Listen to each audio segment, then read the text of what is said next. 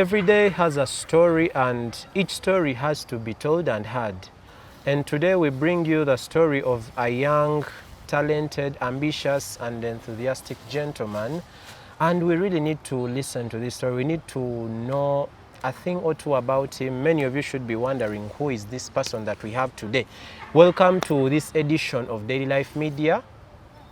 Once again, I'm Declan Twazon, aka Uncle D, and it's nice having you around. Please do not forget to subscribe and follow us on this story and many other stories. So you're most welcome. Thank you very much. Definitely, every story has to be told and unwrapped because it comes with different experiences and inspirations. My name is Asante Media, ndi musanjufu nnyo okubeera wano ku Daily Life Media. And today we are going to be discussing the realities of pursuing your passion and career in a struggling economy. So Mr. Asante, it is really a great pleasure to have you on Daily Life. I hope our viewers are going to really get something from you and your story as well. Yeah, so Mr. Asante, you're going to tell us about yourself majorly and what you do. We can look at your life, education, social life, and everything in that complexity. Okay, my names are Asante Media. Once again, ndi musanjufu nnyo okubeera ku seti naawe. I am an events organizer. I do a lot of stuff with events. I am an MC. I'm an events planner. I do host corporate events, like as in many, in relation to media. With my school life, I'm a student currently pursuing a diploma in public administration and management at the Metropolitan International University. Yes. Okay, pursuing a diploma in management, right? Yeah. Yes, so now how does the event thing come in again? Because the other side you're doing management, so we expect you maybe, are they in any way related? Of course, there are some relations with management and then events. Of course, you need to be a very good manager to run the event smoothly. You need to be a very good manager. Yeah, yes. True. That is very, very true. Now, there is one bit I think that you've forgotten to tell us. Because they were asking me, I told my people I'm bringing you someone who is big in a certain organization or company. Yes. So you've forgotten to talk about the other side of it. Is it the association? Yes. And I forgot to tell you about that. I am an assistant PR and communications officer at the Graceful Last Bonds Association, an association that has come to transform the society perspectives, to redefine the narrative of last bonds, of people knowing last bonds as lazy. We are here to transform from the position of birth. We are gearing up in high, such that we can transform that. The Graceful Last Bonds Association. Echintu chineno, was it your thought or someone's? You said you're the assistant PR and communications officer. Wow, that is very, very good. But okay, just briefly, can you tell us more about this thing? Yes, you've said it is here to change the narrative and perspective of the society about last bonds. Omanyikale fe tumanyi ba last bonds babera n'ekyejo, like you've said anyway. Babera n'ekyejo, babera banafu tebagala kola. I mean, there are a lot of things about last bonds. So True. Why this particular organization? I mean, what are some of its objectives? And we'll talk a little bit about it. This is an association that has come up to bring resilience in last bonds, to be very proactive. It was an idea of a gentleman called Ronald Mayanja, who is currently our president of the Graceful Last Bonds Association. It is an idea that caught up many people's attention, and we are now 300 members on board. 300 members already? Yes. Wow, kati ekitegeeza muyita ba last bond bonna bonna bajje bakyeyungeko. Primarily, kyaba last bonds, but in the association itself tuyina emikwano gy'aba last bond, tuyina baganda baabwe, tuyina abaami, tuyina abakyala ng'oli yafumbirwa last bond mwebali. Kati nganze, me I'm not a last born, I'm a first born. Sobola okujoininga n'embeera baaba. Yeah. Big brother to last borns. Bulungi nnyo. What does it take for someone to join? We have a membership team, though currently we are operating on socials. If you can give me your contact, I send you an invite to join. But we usually have monthly engagements whereby we get to know each other more and more, yeah, such that we can build that cooperation. Okay, wow, that's beautiful. So anyways, the association aside, we shall get back to that and we really dig deep into that information. Yeah. So Asante, you're going to, what is your story? Like, how have you navigated through life to where you are today? You can briefly give us a brief story about you, wherever you've come from, a little bit of your school life, how you've navigated through life to where you are today as a person. It is a bit touching. I come from a very humble background, but by the grace of the Lord, at times I also fail to figure out how and why. Make it to, yes, to and how this I've point. made it to this point. But I believe it has been the grace of the mighty Lord that I am here. I believe I'm not here because of my capacity, but I know He has better plans, and that's why He's lifting me like on a daily. With my school life, I started school natandika okusoma awe weeyogerere waliwo essomero baliyita Bright Junior School webale nnyo mukulu Nsubuga George we natandikira, ate awo ne nfuna muzira kisa omukyala Nandudu Joyce, era nkwebaza nnyo omukyala Nandudu Joyce yampeerera okuva mu primary 4 paka we natuula ebibuuzo bya P7 samudisappointinga ne ngenda mu secondary nagijoininga ku St. Francis Schools Naggalama. St. Francis Schools Naggalama. Kati ate eyo gye nasanga omusajja ow'amaanyi antuusizza ku bino bye ndimu kati. Essomero eryo likulemberwa omukulu Kafumbe Fred. St. Francis Schools Naggalama likulirwa omukulu Kafumbe Fred. Ng'omusajja oyo ndi blessed ngambe nti kankyogere nti twatandika naye. We started the school from you the were grassroots. Part of the pioneers. Yes, of the pioneers. School, I can proudly say it. To where it has elevated sacha mukama. Awo we natandikira senior 1 paka kumaliriza senior 6 sakyusa somero. Wow, that's yes. beautiful. By the way, abaana abasinga bakyusa oli n'asomera senior 1 to 2 a different school. Like, but it is really nice to know you studied. So after senior 6, After senior 6, navaawo awo ku St. Francis kwe kujoininga Metropolitan International wendi kati. Naye katono nnyo ku mbozi ya St. Francis awo.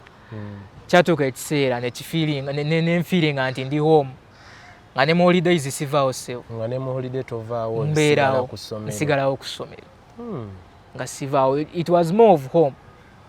I get. Yes, he gave us Francis Kafumbe. Fred Kafumbe, not yes. Francis. So omusajja oyo yambeererawo nnyo byali biganye. Nangamba nedda Victor jangu tubeere wano ojja kusoma. Nobeera omwana ne wabeera ewaka. Kubanga nali nfunyemuko obuzibuzibu. Nangamba there are those problems that come. Nga you have nothing to do about them. Nga they're out of your control. They're out of your control. However much you want, you cannot solve them. Yeah, that is very true. Be honest to yourself. Accept that they have happened. Come, let's continue with life. Yeah. Ebisigadde we shall see after. Awo mpola mpola we natandikira. Nembeera naye awo bulungi nnyo yampeerera almost my entire A level. Kyekisa kye mbadde nfuna mu bantu. Mukama wa amaanyi. God is really great indeed. Omukulu Fred Kafumbe wa St. Francis Schools Naggalama tukutumirako era tukwebaza. Tukutumira nnyo wano ku Daily Life Media era tukwebaza olw'omulimu omulungi gw'okoze si mu mwami ono yekka naye ne mu bantu abalala ab'enjawulo. Ate tuli bangi. Si nze nzekka tuli bangi nnyo. Naye we balifuna omukisa naye emboozi yaabwe tujja giba. Naye emboozi yaabwe tuligimanya. Still about the aspect of life that we've known about your school life up to where you at least we've known you at Metropolitan pursuing pursuing management. Yes. Is it management and administration? Public administration and management. Public administration and management. Well, now what inspired you to do that particular course, public administration and management? You look at being like ezo course bano ba civil servant be bazikola. Bana abantu ababeera mu public offices, local government, ministries. So genda mu government esaawa yonna. Yes. I feel that tujagenda nnyo mu politics. I feel there is a disservice to the people. And I think I can add on something on the regulations to see that people can get better services. That's why I opted in for that course. Wow, that is very beautiful. Now, era okuzaako emabega katono throughout your school, because I'm sure before you doing this course, at least ng'ogyeko ogamba no, you had pushing factors. Have you served in positions or maybe leadership? Okay, have you been a servant? I've been a servant. Okuviira ddala mu primary. Nesimbawo okuba timekeeper y'oku Bright. Nga ndi mu P2 ne bankuba akalulu. Ne bakuba akalulu nga baakuyisa bubi nnyo.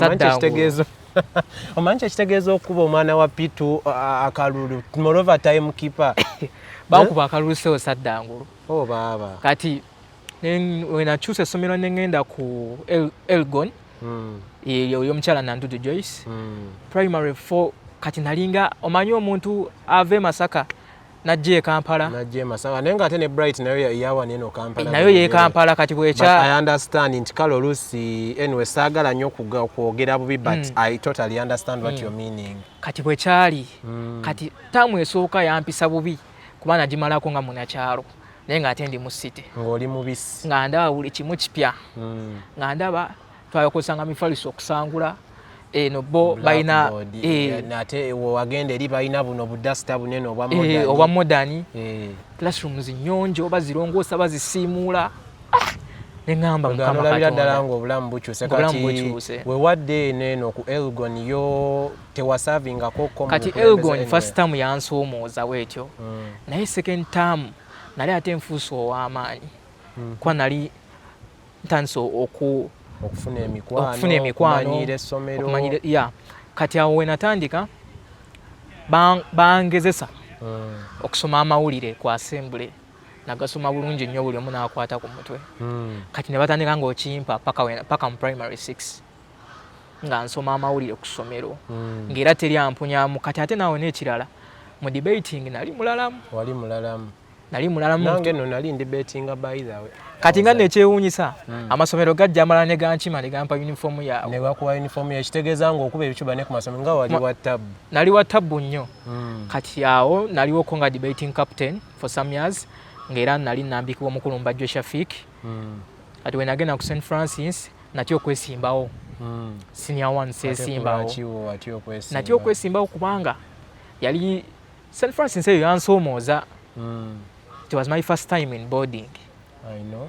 Kati okutuuka eyo simanyiyo bulungi nga ndaba nakasana keye naggala amaka akabulala tekalinga keno waffe. Ate kati secondary nga bw'ogimanyi olwo muvudde mu primary muzze mwenna mukyali awo babayita banyongo nyongo babayita ba Bansen bana kati ng'olabira ddala you not yet into this kind of thing.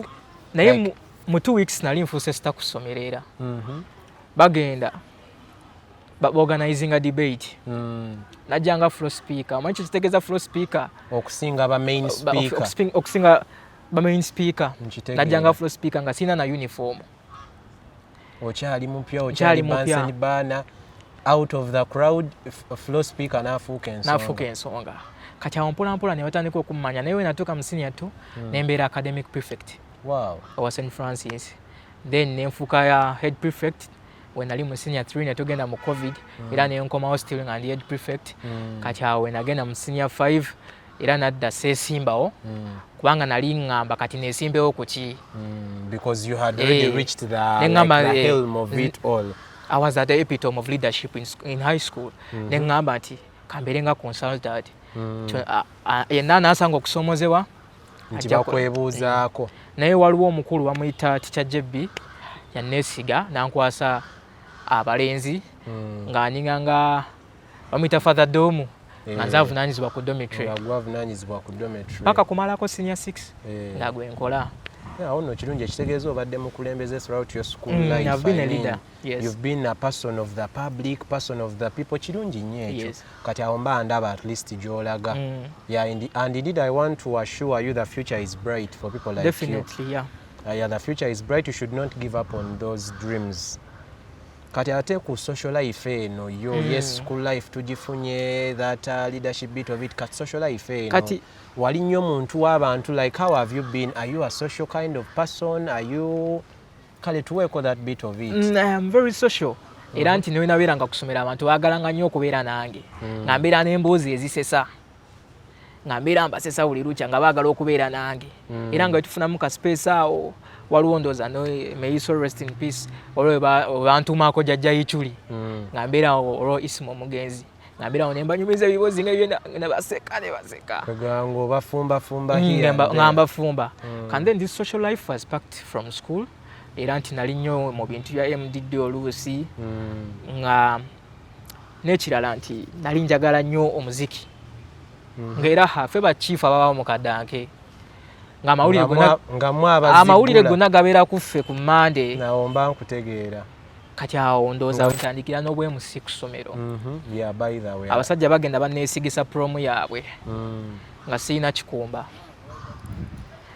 ngenda nfuna empale ya uniform eya A-level ne nfuna n'ekisaati kate bangobe naye ku prom y'abasajja teyali ya kirasi yaffe naye nga sebo bakwesize banneesize abasajja mbakakasizza bulungi ekintu ngenda kikola ki ngenda kikuba tuka nga sirina kikumba nagenda ne nfuna empale ya uniform awo tebasobola kuyiyiza at least ng'obudde tewali abasajja already babakakasizza buli kimu weekiri ngenda nfunayo ekipale kya A-level awo saayambala yaffe ya O-level nfunayo ekipale kya A-level ne nfunayo n'ekisweta awo ne ngenda naye I managed the crowd very well event yonna nenjita yali hyped kati okuva olwo nga nzaakuba zi prom za St. Francis zonna nga nzazibeerako. Wow, that's really nice. To an extent nti nali chairman naye nga tebalina gwe bayinza kwesigisa kazindaalo kati nga ate byonna nina obbikola nga ate byonna gwe olina obbikola nti gwe chairman ate gwe MC.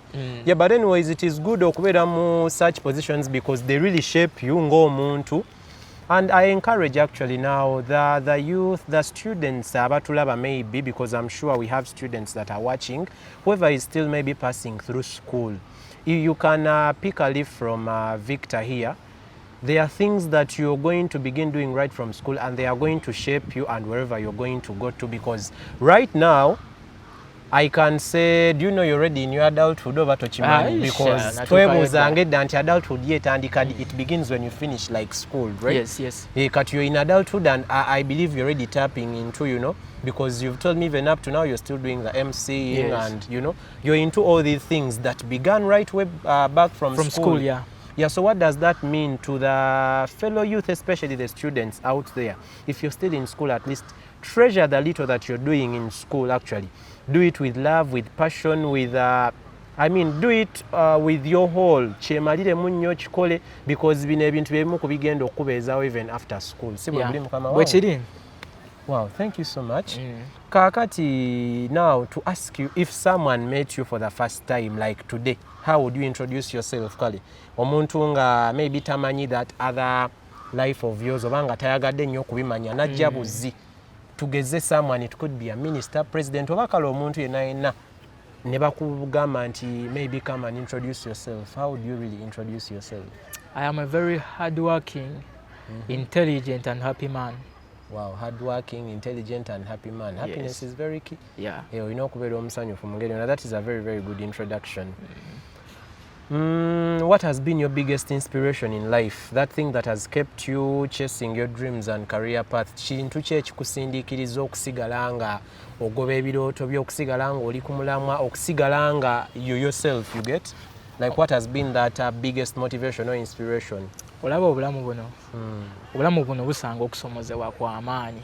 To an extent that even faith, okukkiriza, it is challenged by temptations. Very, very true. Kati ebiseera ebisinga what keeps me like going forward is njagala kulaga ensi eno nti even if you're nothing you can be something tomorrow. You can be something tomorrow. Abantu abasinga baweddemu essuubi. I want to be a hope for them. Oli alabira ddala nga tasobola. Naye osanga wawuliriza ku mboozi yo agamba olaba n'endowooza nti topu naye ya experiencing obulamu nga nze kitegeeza nange nkola ki nange nsobola. That is my biggest inspiration. That's your biggest inspiration. Okubanga muri gwe olina enzikiriza nti no someone can even be nothing or come from totally nothing and they still be something. And even when all the odds of the world are against you, you can still get somewhere. Yeah. naye olina akagamba awo koyogedde ne kankwatako nti even faith faces what? Temptations, yes, is challenged by temptations. Yeah, faith is really challenged by temptations because mu bulamu bw'ensi eno kituufu osobola okubeerawo ng'olina okukkiriza kungi nga Yesu wekkiririzaamu ng'olina essuubi naye temptations byebikemo ebikemo nga byo bingi like ng'olina okwekkiririzaamu okukkiriza mu kintu naye ebikemo ebyenjawulo nga bijja kantu kakulu nnyo. I really liked that. Kati olaba ebiseera ebisinga abantu asobola okugwa ekigo kimu n'atadda naye ekyo kimulaga nti buli kimu kirina okusoomozebwa. Buli kimu step ya bulamu etaliiko okusoomozebwa. There is no easy ride, there is no smooth ride. There are those sharp corners whereby you will have to control the speed and then hit back to the road. Okay. Yeah, that is really so nice. What has been your biggest turning point in life and career? Because nga bwe tumanyi buli muntu mu bulamu bwe engeri gy'abutambuzaamu, at least there is that point either we are facing maybe okunyigirizibwa or maybe like backsliding. Abamu actually they even crash and they do not want to get up. So you as a person, what has been your biggest turning point in your life and then your career, like chasing your dream? With life nasangako okusomozebwawo mu form 5 nga ndi mu senior 5 twafunamuko ebizibu nga family we twali tubeera abatusenda naye nga ate my school fees was coming from rentals ze twalina nga mukadde akuliridde muzeeyi alina kino nakiri kati nendabira ddala ng'obulamu bukoze eki buweddewo nendabira ddala nga neŋŋamba banaye singa akasente kange ke nakozesa okudda mu A-level oba singa nakakolamu ekirala kubanga kati sikyasobola school fees simusobola n'okugamba ow'okutandikira sirabawo. It really depressed me. Yadde abantu batono nnyo abakimanyaako to an extent that I even gave up on friends. I started a lonely life nga newentuula mu kibiina bwe nti cause engeri amawulire gye nagafunamu yes nave waka nga weebiri then we nadda ku ssomero saamanya kati waliwo omwana tubeera naye ku kyalo kyekimu kati ajja ngamba Victor kati nga tubeera nga omanyi ekibuuzo ky'okusomero ogamba njagala kuddako waka oba ndwalemu nzireko ewaka nagamba empozi mwaddawa nemuga ffe tukyaliwo gwe nti twaddawa ate what do you mean twaddawa nemuga ffe tukyaliwo naawe nagamba kubira ku maamawo kati olweggulo kye namanya nti maama agenda kunkweka naye ye mzee is confident with problems era akugambirawo nti kino nawe kiti kyekikola ki kyekiriwo kati nkubira muzeeyo olweggulo awo mugamba gyebale nti kyekigenda mu maaso eyo nawulidde kino nakino nanga mwana wange kyekiriwo. Immediately mama ya grabbing esimu naageza kola yeko kunkamfantinga nti yes tuli fine biki tofaayo school fees weziri nenga nze munze nchimanyi omwana omukulu oba nawe oli last born. I am the first and last. You're the first and last. Yes. Alone child. Though I have some half brothers and sisters naye. I get, but from your parents you're the first. I am the only last. Yeah. So I really understand how that might have affected you. Kati because I had hope. Ola naddala ffe abantu sijja kugamba nti ola ffe naddala abatali ba planned kids. Education is our future. Yeah, very, it is the only resource we can have. Kubanga ogenda okwesanga nti olw'olusi muli mu kazigo tolina kyogenda kusikira ng'olina kwenywereza ku kalaamu n'ofunayo ka credential akanakutuusa somewhere kyokka kye tuyina. Kati nalaba nga obulamu bwange buli entirely shattered. Kati awo wenava nengenda nennyonnyolamuko omukulu w'essomero Kafumbe Fred naŋŋamba nti kwe kunyumya era emboozi gye nakunyumizaako n'agamba nti there are some problems nga tolina kyakukikolera byo bizze but they are totally out of your control. They are totally out of your control. Naŋŋamba jangu tubeerewo. Kati awo nange wentandikira okubeera ku St Francis awo yadde abasinga tebakimanya naŋŋamba nti nze nakitegeera amawulire nagalaba naye saayagala ku inconvenienceinga nayagala obeerewo saakugamba. Naye kati ki ekyavaako okusenda we mwali mubeera? Baali baagala kuzimbawo kkubo oba bino bya Uganda Railway nze kivola swana kulinnya train. I understand. Yeah, Uganda Railway twali. But wasn't there anything like a compensation? Because usually what they do or what I know tugeze if maybe they are going to construct a road, is it a telecommunication mask gino emirongooti because bebintu ebitera okusenza abantu baba waka compensation oba something of that sort. Wasn't it there? Tewali. There was no compensation. Awo obulamu bwe bwakyukire yali Land Road. Mama wange yasula ebweru weeks 2. You can see how it is traumatizing. Yeah, I really understand. Omwana nobanga okuze omanyi we have a home. We have a home. This is our home. Naye ate nokeera enkyanga waliwo kkubo and you really have no other address. Ogamba nti noba kati twadda wali tubeera wali. Already nalina plans nga ngamba nti we naamaliriza emikaga gyange wano. Nti ngenda kukolera bwe nti maama ngenda tereza wano tugenda. We also had those plans. Twalina obukioski awo nga ngamba ngenda tandikamu akaduuka kange mpola tekemu either juice either what.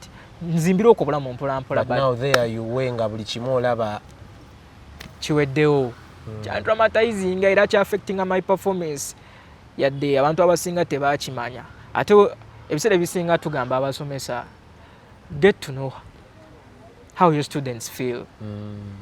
You can easily tell someone who is not emotionally upright. Naye waliwo abasomesa abamu nga twalina omusomesa wa math sijja mwogera manya. Naye gayo oli naye n'ayongera ku bulumi yanyongera ku bulumi kubanga you took me unserious naye nga nze kye nali mpitamu nze yali akola ki gwe wali akimanyi. So now how do you pick up from this entire situation like oddo otya engulu yes because this is really a big turning point in life. Omuntu abadde amanyi nti tulina ewaka I have a home like actually a happy home ng'olready olina n'ebirooto nti kati bwe maliriza okusoma waneno ngenda kukolawo bwe nti ngenda kweyiza waneno mami ngenda mukolera bwe nti ne bwe nti but then out of the blue everything is normal like you literally have nowhere. So how do you pick up from this like oddo otya engulu weza otya obujja, how do you pick up and continue with life and school and you know? Kati olaba nga bwe nkugambye the biggest therapy in life is acceptance. Okukkiriza nti kino kikoze eki kineno kibaddewo oba kizze not accepting nti kizze but what makes a man is how you come from there. Nakkiriza nti kizze nengenda nga we nagambye nennyonnyola omukulu nangamba jangu tukole ki obulamu nenzira ku bulamu obulala nokkiriza nti kiri kibaddewo now let me walk with this nembeera awo dho abalala baali baturegardinga nga aba school dependents naye omukulu ekyo teyakiganya kubeerawo. He made you feel home ate naawe n'owulira nga yo home at least biri n'osooka obyerabira. Era nze omukulu Kafumbe Fred Sitoma yanyumiza emboozi ye eya inspiring kuba we yali atandika essomero ero yamala omwaka mulamba ng'anywa buugi. Ng'ebyokulya yabivaako. Nga sigamba nti oba nti ki. You know like you have a dream but no one is believing in you. No one is believing in you. No big support. You have to, and even he started it oba mu ngeri ya charity. He had to forego his own goals and dreams. Sigenda kutunulira magoba naki. Yeah. Era lumu yangambako ekigambo nti do not look at money. Look at the opportunity to work. Nze kankugambe by the time I joined into the essomero lya cooperating one year that was 2018 twali 57. Kati twali 57 mu ssomero. Ngate fe senior one fa abasinga obungi twali oba 23 awo twali awo twali kitegeeza nga classes endala ziri mu senior 4 bayali mu 5 we batyo nga si bangi nnyo naye twatandika essomero nga dormitories bazi covering ne blankets so bazi ne blankets zeddo zimanyi gana amadinisa nga we baga covering naye kati nkulayirira tokyasobola kumenya ssomero limu 2-3 mu mukono. St. Francis schools. It's a big school by there because nange ndimanyi though I'm not even from Mukono naye ndimanyi St. Francis Nagalama. You really that should have been a very very inspiring story. Yeah, it is an inspiring story kubanga olaba buno obulamu si bwangu nnyo ng'abantu abalala ngambe oba we bakitwala. Yes, oba we babulowooza si bwangu nnyo. Okubeera nga nayita mu mbeera eyo nensigala nga ndi focused ku bitabo ate nga wali okyalina mwana muto obadde na muntu nali nkyali muto nenguma nembeerawo nenkola ebibuuzo kati then awo yamala nanta naŋŋamba kati nange nkoze eki nkutosizaako wenkola ki naye nasigala is a good parent wemwetaaze mukubira kasimu for advices era walaba ekitatambula bulungi akubuuzaako WhatsApp kyekiganye my boy omugana kino tofaayo tujja kikolako. Wow, this is so inspiring. This is really so inspiring. The biggest therapy is acceptance. Akantu ako kakulu nnyo. To everyone out there that is maybe going through a certain situation or condition of life, regardless of the nature nti newe kiba kinene kitya newe kiba kizze, ng'omukulu bw'atugambye nti no, when you accept something nti yes kinene kizze oba nkirimu, it is going to help you recover. And one of actually the things that is going to keep life moving on oba ebintu ebimu kubitambuza ebikyusa n'obulamu, and actually even me ng'omuntu era mbadde nkiina muli into recovery speed, I really commend you and applaud you on that. You had a good recovery speed. Yeah. And that has pushed me now to, because you know I'm a mental health awareness advocate as well, especially men's mental health. Yeah. And you've really set a big challenge, not just for me but even for the men out there and for everyone that that has gone through life in whatever way. The key point to pick out of this is acceptance is the biggest therapy. When you accept something, you learn how to live with it, and possibly you learn how to maybe overcome and get out of it. And whenever you put up a good recovery speed out of certain situations, obulamu bugira ne buterera. So now, Victor, you're going. What is your take on mental health? Especially men's mental health. Men's mental health. What is your take on mental health? Because actually previously we've been in June, the month of mental health, and I've been running a certain campaign here and there as an advocate.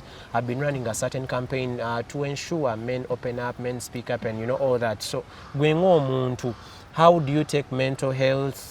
Is it a priority to you? Like, okay, how do you generally see this whole thing of mental health? Because it is one of the biggest challenges that we nakati mumulembe guneno nadala kubasajja. Yes, even the women are facing mental health issues, but the women are vocal sometimes. The women will open up, they will speak up, and usually they are helped. There is a way the public sympathizes with them. Yeah, very good about that. The public quickly sympathizes with them, and you know, solutions are provided straight up.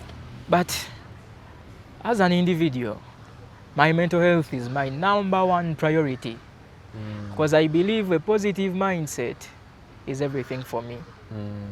It is a driving force. Yeah, it is a driving force. You know, you see, for us men, we face a lot of challenges. Even on a wedding, whereby a man should be happy, there is something draining a groom. Even on a wedding. But now, the only problem we have is that even if men face injustices, the only solution they have is to grow thicker skin. There is no viable solution for them.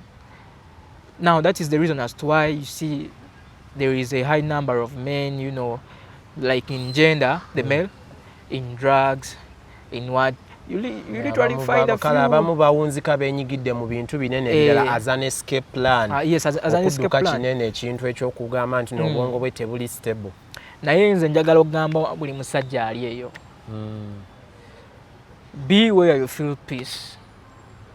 And they should prioritize their mental health. Your mental health is your reputation, I want to tell you.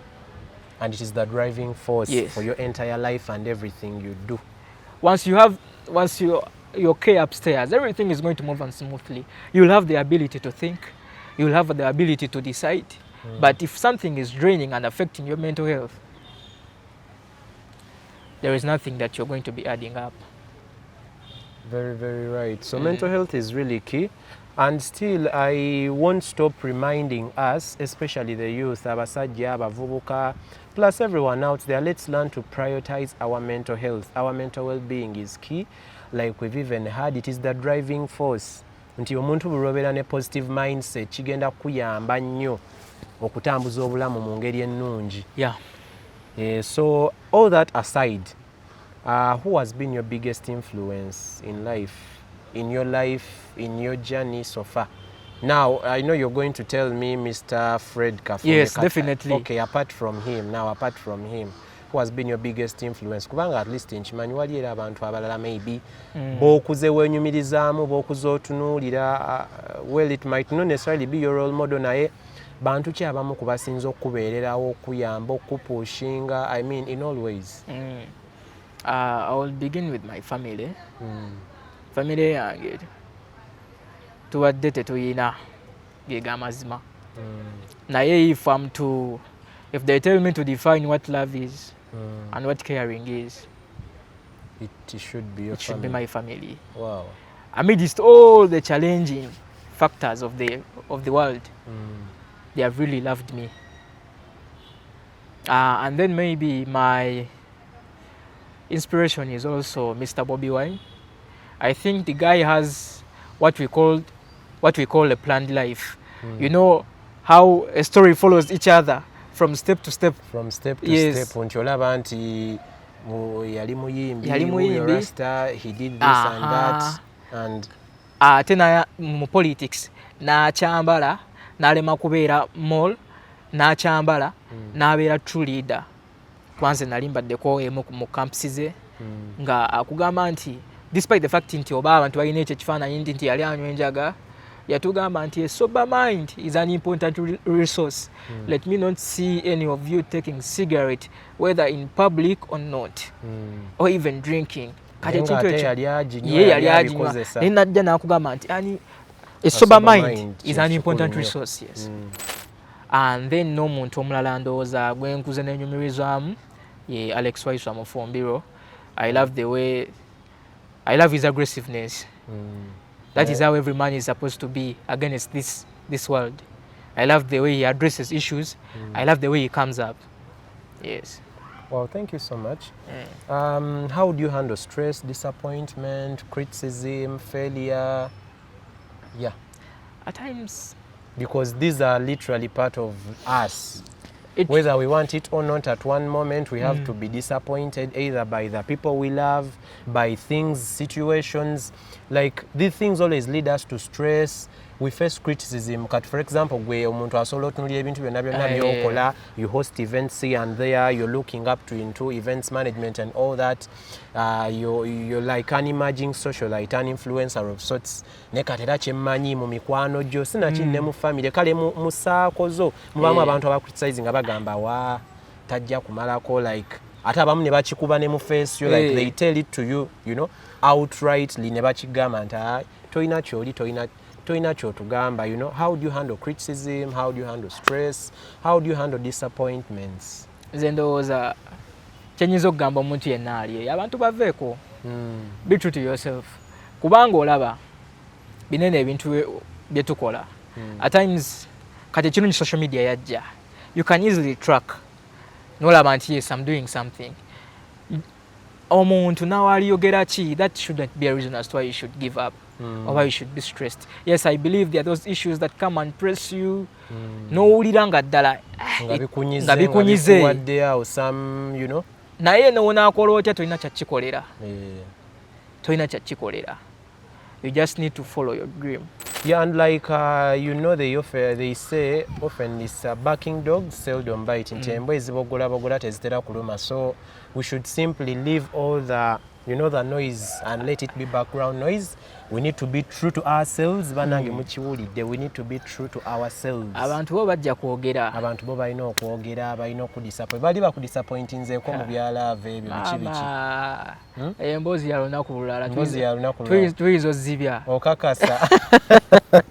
Kyogamba bakumenyamenya dda omutima. Bamenyamenya dda naye I was broken to an extent whereby no girl can impress me now.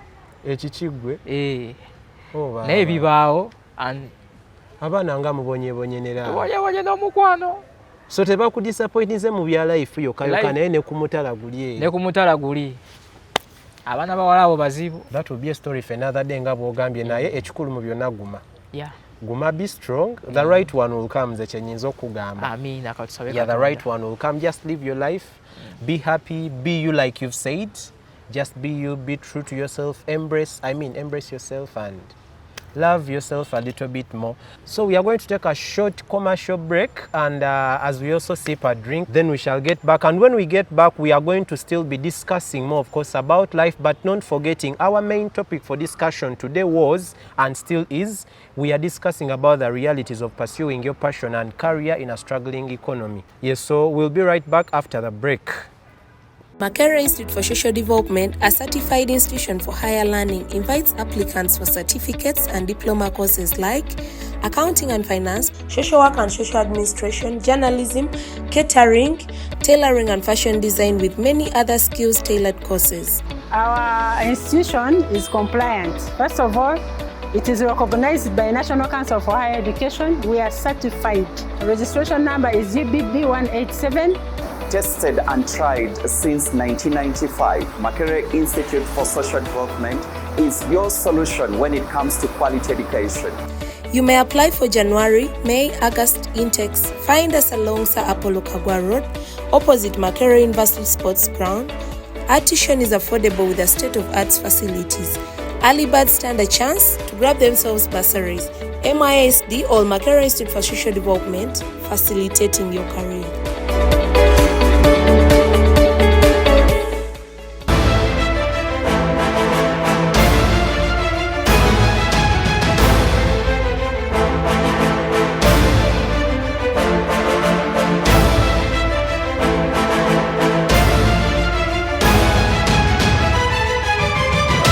So tulina aba David Property Services nga baneno bakugu mu kutunda amataka, okugula n'okutunda amataka, amayumba agawedde n'agakyali of course. Then bakola ne plumbing services. As you can see on the posted numbers abwe weziri awo, osobola okubakubirako gw'oyagala ettaka, onoonya ttaka, onoonya nnyumba, oyagala plumbing services, David Property Services webali awo. And also not to forget, we have Nyana Tours and Travel Company. It is located in Chisasigi and H Plaza, room number E13. You can visit their offices for any tour consultancy. You're planning a trip, you want to travel anywhere around Uganda or the world, you want to process travel documents, air ticketing services, oyagala kufuna passport, tukira Nyana Tours and Travel Services. Webali nyaawo, they are going to help you out on all this. They will help you plan for custom tailor-made trips. Oyagala trip yagwe muntu ng'omu, you have a family, you have a group, Nyana Tours and Travel Company, your adventure awaits. It's a very, very good one, by the way. I really love their services because I travel with Nyana Tours and Travel Company, I for one. Not to forget, Kayondo Hope Foundation has organized the Youth Business Innovation Day. This day is going to happen on the 12th of September. Ticket ya mitwale 5. Youth Business Innovation Day, abavubuka mwenna mwenna muyitibwa okujja ku lunaku luneeno. Wagenda kubayo networking opportunities, mugenda kuyiga ku business ez'enjawulo, wagenda kubayo ebintu bingi. So all the youth, abavubuka mwenna mwenna, Kayondo Hope Foundation ebategekedde the Youth Business Innovation Day. And all that aside, gwe omuyizi omaze senior 4, maze senior 6, now era omuntu omukulu ayagala upgrading adult education and things to do with that, Makerere Institute for Social Development is the one-stop center for you. It is located along Sir Apollo Kagwa Road. Yeah, they offer different courses, journalism and media studies, public administration and management, finance and accounting, bayigiriza ebyokufumba, bayigiriza ebyemikono ebirala bingi, tailoring, fashion, beba Makerere Institute for Social Development. Abagala okugenda mu August intake babalinze, go for applications. Era n'okubajjukiza nti aba Afriwood Studios Limited bategese movie premiere egenda kubeerayo nga 2 omwezi gwa 10, 2nd of October. Afriwood, they have organized the movie premiere. The movie is called Feto. Filimu eno nungi nnyo, mwandisaanye mugirabe. It's a very, very good movie actually. It is a family movie tebola mu myaka, nanenga naddala eyogera nnyo ku basajja. Men that are suffering with, it's majorly about men's health, you get? So this movie is called Feto by Afriwood Studios. It is going to be premiering at National Theatre. Tickets go for 30,000 and 50,000. Tickets is neno, mugenda kuzifuna from Front Row Tickets Project.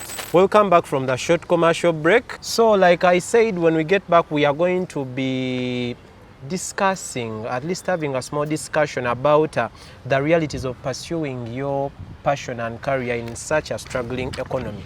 Tugenda kwogera ku buzibu ki bwe tusanga mbeera ki gye tuyitamu naddala mu kusigala nga tugoba ebirooto byaffe n'ebiruubirirwa mu mbeera y'ebyenfuna eby'eggwanga nga linene eggwanga lyattu Uganda. I hope that is understandable. So Victor, you're going to give me an insight of how it has been or how it is for you, for the people you know, like what are some of the, should I say, the challenges, the ups and downs that you as a youth, as a Gen Z, as a ng'omwana ow'omulembe guno, ng'omuvubuka alina ebirooto n'ebiruubirirwa, what are some of the, like give me an insight, you know, about pursuing your career and passion but in such a struggling economy? On a wider scale, a struggling economy is a hard time to the future. In a struggling economy is against hope. Very true. It is against talent. It is against dreams coming true. It is against growth. So we must be worried, and we kindly urge the government to strategize more such that maybe we can be somewhere in our economy, because literally in a struggling economy the most is the least. The most is the least. Yotegeezezza ki awo? Mu the most is the least nti ne kyewandibadde okola nga kisingawokko kibaako n'ekkomo. Kibaako n'ekkomo. Ng'era awo we mujja okkoma nga that is. Naye kati obuzibu obusinga buva wa visibility, funding, support. I mean, nze ndowooza obuzibu obusinga buva mu support. Ebiseera ebisinga support from our peers, our circles, maybe say support from the government as well, because abaana bangi nze kyemmanyi balina ebintu bingi bye bandikoze ebisobola okukyusa not only their lives but even the lives of maybe people around them, but we find that due to the state of maybe say the state of the economy we are living in, you find that people's dreams are shattered. I mean, abantu beetagamu ku empowerment. Empowerment bayira nayo nsonga nkulu. Abantu beetagamu ku empowerment okusobola okulabanga nti buli omu asobola okufuna ekyo kyaluubirirwa okukola ki okukola oba nga kiganyulwamu. Twetagiramu ddala empowerment. Then n'ekirala gavumenti yandibadde egenda ng'eteekinga facilities, eteekawo facilities ezisobola okwongera okubangula abantu nti yes osobola okubeera ng'oli very talented naye ne bajja ne bakuwa the business part of it, ne bakwongerako tuyita value addition. Yeah. Nti yes, you are a very good presenter, you are very good you are a very good, you know, artist, you are a very good musician, but yes, besides that, this comes with a lot. You need to be like with business, you need to be upright without to handle yourself. Government yandibadde tuterawo facilities ezo abantu ne beeyongera okubangulwa. Yes, and it will also help. So mu bufunze there should be a lot of sensitization, a lot of empowerment, especially for the youth and okay, the people that are chasing different career paths, right? Okusinga okugamba nti no yes omuntu asomye ne kiggwera bugweza, because literally many people have gone to school. Nero osanga bambi n'abagenze ku ssomero abasinga, they end up doing petty jobs. And even millions graduate annually. By the millions graduate annually naye babeerawo nga tebalina nnyo kyamaanyi kye bakoze naye nga bambi balina ebirooto n'ebiruubirirwa. Naye kati nze ndowooza n'amagezi amalala ge nandiwadde omuntu yenna ali eyo. Now this struggling economy calls for a lot of things. It calls for multitasking. Nti oyinza osanga nti gwe nga kankitwalire mu context eyange nti gwe omukolo bayinza okuba nga tebagukuwadde nga MC naye n'oguleetako ddiko. N'oguleetako ka decoration at least. At least n'ofunawo kyofunawo. It calls for multitasking. Nti omuntu olina okubeera flexible. Totunuulira kintu kimu. Nti nze kekiri nti maybe an event host nti ngenda kubeera ku muzindaalo paka olina okwenyigirako ne mu birala. N'omanya nti kino we kigaana oba kino wemba sikifunyeeko. At least ninawe nsobola okufuna. Then waliwo waba waganya at least I can get from this side as well. Then also I think resilience and consistency. Olobanga olinako kyokola lemezaamu. Si kumala gakikolako n'obuukabuuka n'okivaako. Trust me, it will pay off. It's just a matter of time. Lemezaamu and have something. Waliwo ekintu kye bayita evaluation. Otulako ewaka no drafting and ogamba natandika wenti ne wenti kati wano wentuuse. Kati ndi wano. Yes. Have I added something? Kati awo kyendabye abantu abasinga kye tubulamu oba kye babulamu. self-evaluation yeyo. So even before maybe the government and any other outside factors or bodies come in, even we as individuals tulina okukola self-evaluation. Nti oba olina ekintu kyogoba oba kyotandiseewo, evaluate yourself, manya ntuuseewa, nkozeewo kikala okuva we natandika, how am I right now? Nfuna sifuna nkozeewo kiki kyenyongeddeko. I mean ndowooza n'omuntu alina okubeera ne vision kubanga ekintu kyonna ekitalina vision era kijja komaawo, naye at least you can be inspired by the vision you set yourself n'ogamba nti this is what I want. Kanfube nnyo okulaba nga kikola ki kituukiriza, naye ekintu okitandika obutandisi just for maybe out of maybe excitement, peer pressure. Enti olw'okuba mikwano gyange bagizewe bati nange kambuukire. Evaluate yourself. You're setting a vision nti kati wema ntandisa ekintu kineno in 5 or 10 years I really want to see myself here. I want to maybe have this, but out of this. Then waliwo nendoza n'ekintu ekirala ekiri mu struggling economies, waliwo kye bayita character ambiguity, nti people roles are not defined. Ambiguity awo abantu ngo ekigambo ekyo kinene. Like roles are not defined. Osanga omuntu nga niye kenyina tamanyi kyali, tamanyi manyi ge wegakola ki wegali, olina okwezuula n'omanya nti this is my strength and make sure you work average on your weakness. Nti yadde ndi munafu mu kino naye at least nakyensobola okukola nozimbira ku ekyo notatunulira nnyo ate wali bunafu bwo ya. I think that is how best we can still keep around in the struggling economy. Though kati ngaffe yadde economy eba tebitambula bulungi, tekigana mikolo ng'ambaga kubaawo. Of course, despite the fact that the economy is struggling, people are going to still be making these functions. I mean, people are going to be eating every day. People have to be dressing up. So kati ffe ng'abavubuka obanga kale omuntu omuyiiya olina kusigala kulaba nti kati nkoze eki, despite the fact that the economy is like this, nkoze ekyokulaba nga in whatever way nina wenfunira nti nsigala ku mulamwa. Wazo sente nawe zinagamba nti zibuze, abantu bajja sigala, birthdays zibaawo, graduations zibaawo. Of course. Yes. Oli yagamba nti regardless we move. Olaba ne mu lutalo wabawo abasanyufu. Of course, ababeera balufunamu naye ngeri abakola ki bafa. Yes, I think that's best. That's how we can thrive in a struggling economy. Yeah, thank you so much for that insight. Now back to the viewer out there, what do you think? Like, what are some of the realities, the challenges? What can you do to keep pursuing your passion and career in such a struggling economy? Gwenga omuntu kiki osobola okwekolerawo okola despite nti embeera y'ebyenfuna by'eggwanga oba ensi mwe tuli mwe tukulidde mwe tuwangalira si birungi, naye n'osigala ng'oli ku mulamwa nga kyokola okifunamu ate nga kisigala kale kitambula bulungi. What do you think about that? You can share with us in the comments, and also to remind us, please do not forget to subscribe, share, like and comment and keep following. Batuletedde no kaawa. Olese kaawa? Leeta tulabe.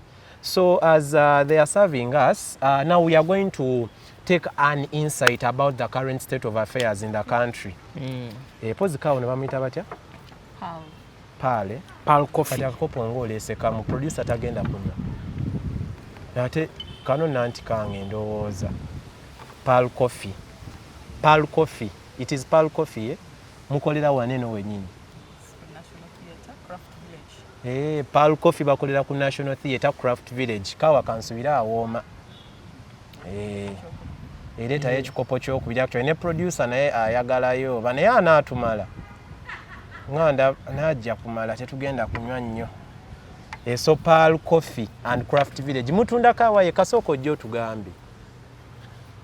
Mutunda kawa yeka. Tutunda ebintu nga bino. Tunule eri anti wa producer omugambe ogamba abantu. Tutunda ebintu nga wood. Oyo wood bamuyita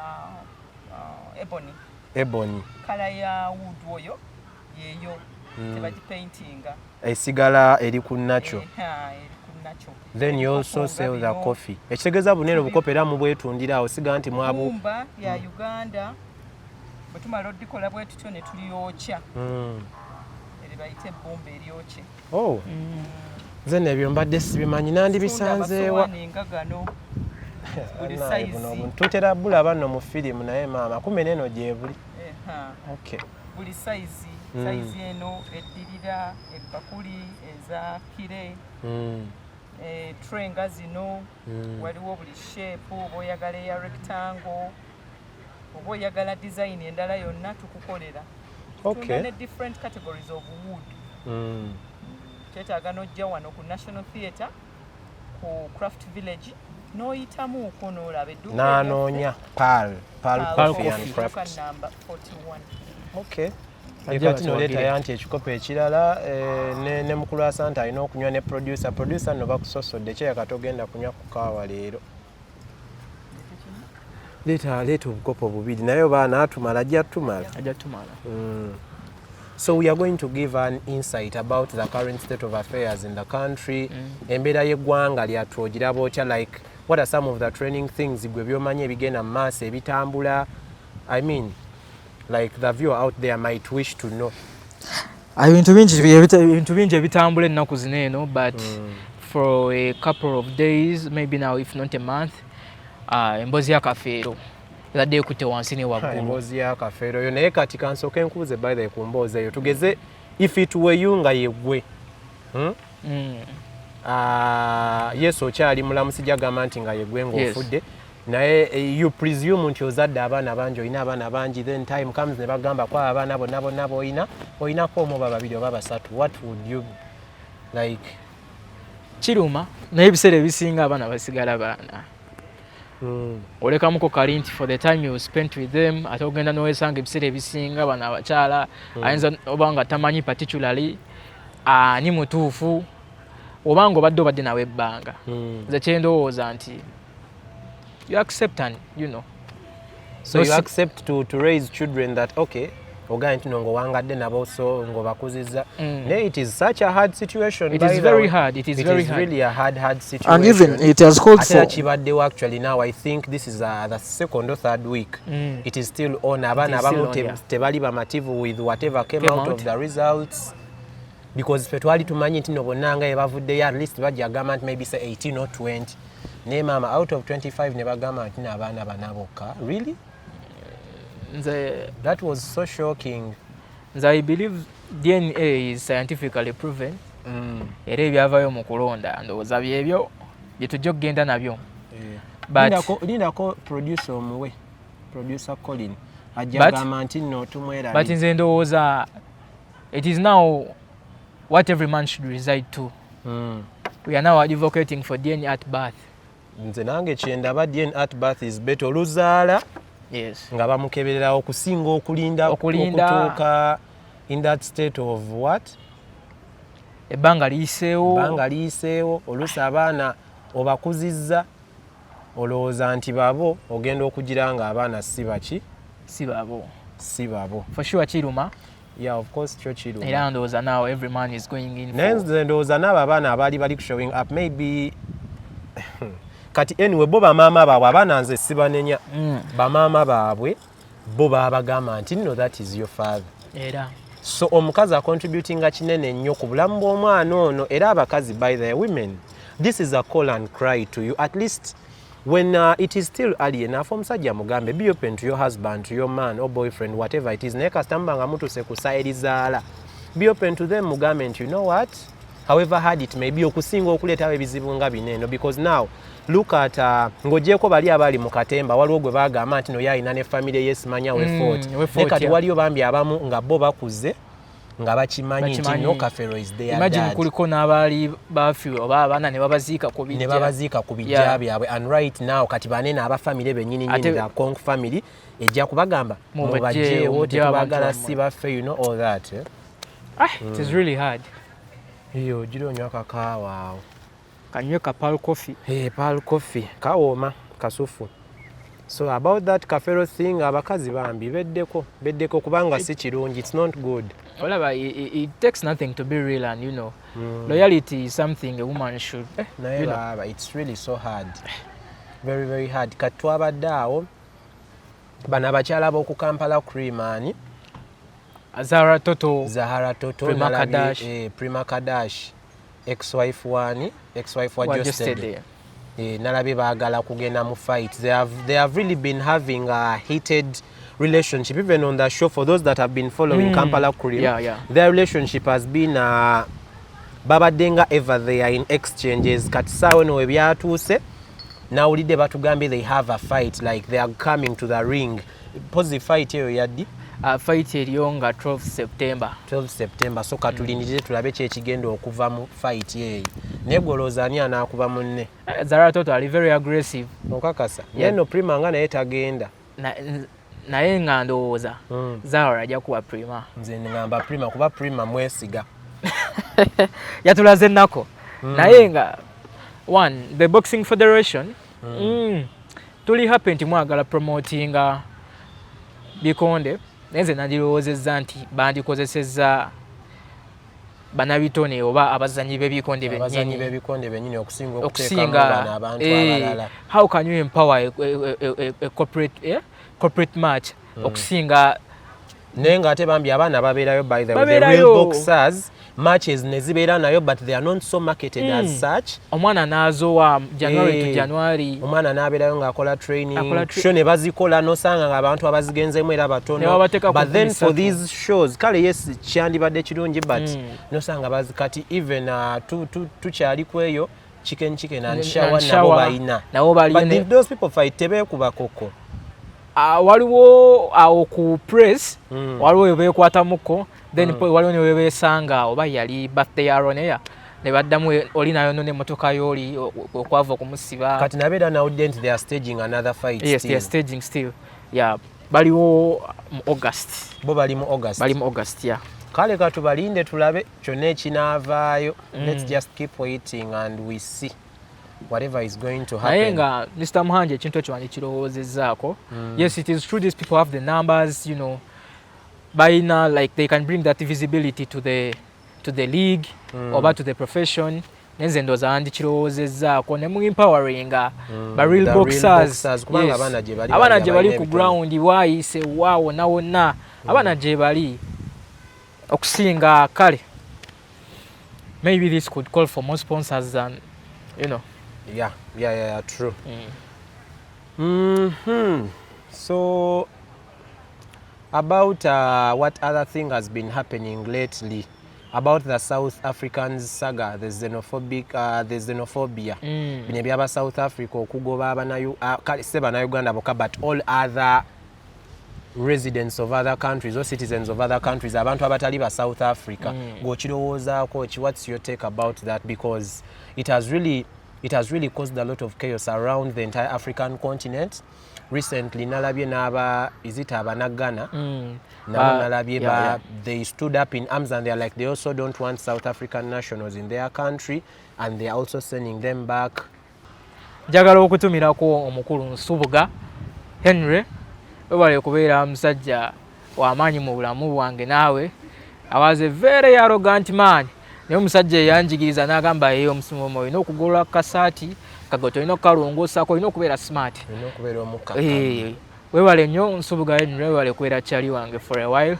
Njagala n'okutumira ku baganda bange basista bange abali eyo bonna, Robina, then ne bazadde bange batumirako, bakyali bange mwenna ab'ebweyogerere. Namukwano gwange omulala bamuyita champion, bangoba ku mulimu.